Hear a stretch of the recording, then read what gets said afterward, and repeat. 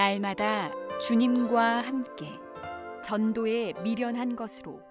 고린도전서 1장 21절 말씀. 하나님의 지혜에 있어서는 이 세상이 자기 지혜로 하나님을 알지 못하는 고로 하나님께서 전도에 미련한 것으로 믿는 자들을 구원하시기를 기뻐하셨도다. 아멘. 날마다 주님과 함께. 고린도전서 1장 21절의 본문의 말씀을 중심으로 오늘 또 은혜를 나누고자 합니다.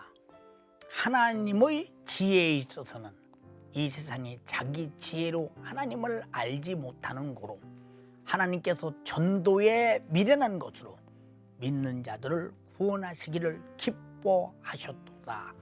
이렇게 말씀하셨습니다. 하나님의 지혜는 인류의 구원을 위해서 아들을 처녀의 몸, 다시 말해서 사람의 죄가 유전되지 않는 처녀의 몸에서 태어날 때 말씀이 육신이 되게 하시고 성령이 잉태하여 태어나게 하셨습니다. 그는 인류를 구원하실 하나님의 지혜입니다. 그는 죄가 없으신 하나님의 아들입니다. 죄가 없으신 분만이 우리 죄를 짊어지고 죄값은 사망, 죽어서 사망의 문제를 해결하고 우리를 구원할 자이십니다. 이게 하나님의 지혜로 나타나신 인류의 구원입니다. 그런데 세상은 자기 지혜로 하나님을 알지 못해서 예수 그리스도가 사람의 아들인데 어찌 하나님의 아들이라고 말하느냐 해서 신성 모독죄로 그때 가장 행악자들만 죽이는 저주의 나무 십자가에 매달아 죽였습니다. 그 십자가에 매달아 죽인 예수 그리스도를 마가다락방에 성령이 임해서 그들을 예수를 전할 때 예수는 하나님의 아들이요 너희의 구세주라고, 너희 죄를 담당하고 너를 구원하신 구세주라고 외쳐낼 때마다 어떻게 신성을 모독한 자가 저주의 나무 십자가에 달려 죽은 죄인이 하나님의 아들이냐 해서 제자들도 어마어마하게 핍박받고 그들도 순교당합니다. 이걸 바라보면 얼마나 사람이 볼 때 전도가 미련한 것이냐.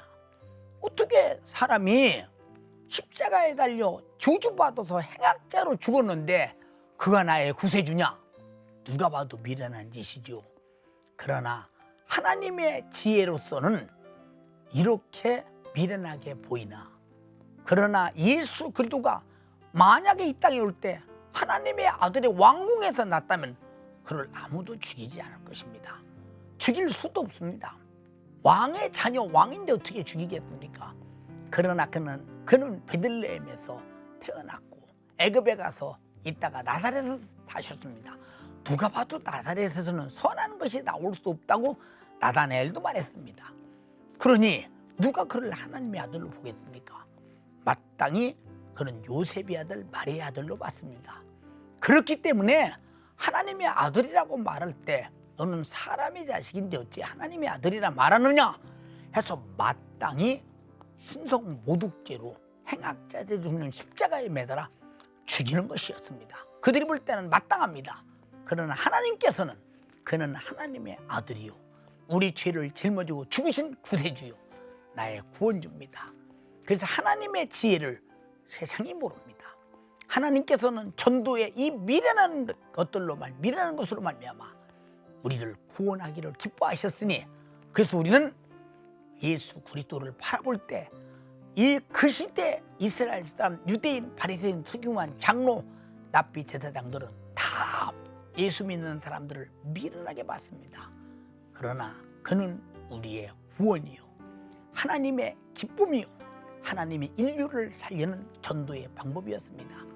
우리가 이 예수를 알고 하나님의 아들로 알고 내가 죄 사함 받고 구원받고 참으로 감사한 일이니 하나님의 아들이 이루신 일을 우리가 정말로 알고 전도를 받아서 구원받은 것은 하나님의 기쁨입니다.